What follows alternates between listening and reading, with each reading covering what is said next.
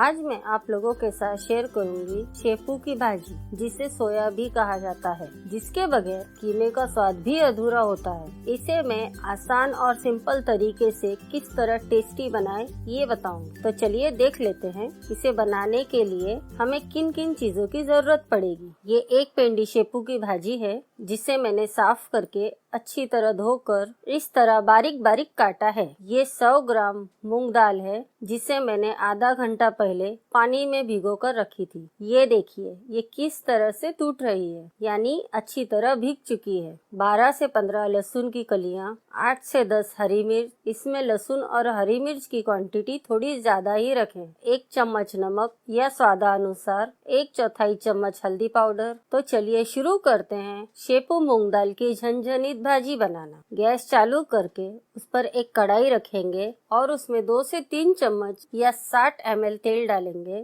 तेल हल्का गर्म होते ही उसमें लहसुन और हरी मिर्च डालकर उसे आधा मिनट भून लेंगे। लहसुन का कलर चेंज होने तक ना भूने, इसी पॉइंट तक भून लें और इसमें हल्दी और नमक डाल दें। हल्दी को 10 से 15 सेकंड ही भूनें। हल्दी को जलाना नहीं है। अब इसमें दाल डाल देंगे। इसे थोड़ा मिक्स करके इसमें कट की हुई आधी भाजी डालकर गैस की फ्लेम को हाई करके अच्छी तरह मिक्स कर लेंगे। अगर आपके पास बड़ी कढ़ाई हो तो भाजी को एक साथ डाल दें। छोटी कढ़ाई हो तो थोड़ा थोड़ा करके 2 से 3 बार में डाल दें। अब इसमें बची हुई भाजी डालकर इसे अच्छी तरह मिक्स कर देंगे और गैस की फ्लेम को स्लो करके कढ़ाई को कवर करके पकने देंगे और हर 1 मिनट में इसे चलाते भी रहेंगे ताकि भाजी कढ़ाई को चिपके ना। शेपू की भाजी खाने के कई फायदे हैं। इससे हड्डियां भी मजबूत होती हैं। अगर आपको डायबिटीज है तो आपको शेपू की भाजी खानी ही चाहिए। इससे ब्लड शुगर भी कंट्रोल में रहता है। आपके घर में शेपू की भाजी ना खाते हो तो इस तरह बनाएं। बच्चे बड़े सब मजे से खाएंगे। इसे पकाते हुए मुझे 12 से 15 मिनट हो चुके हैं। इसका पानी भी सूख चुका है। अब मैं गैस को बंद कर दूंगी और इसे सर्विंग बाउल में निकालकर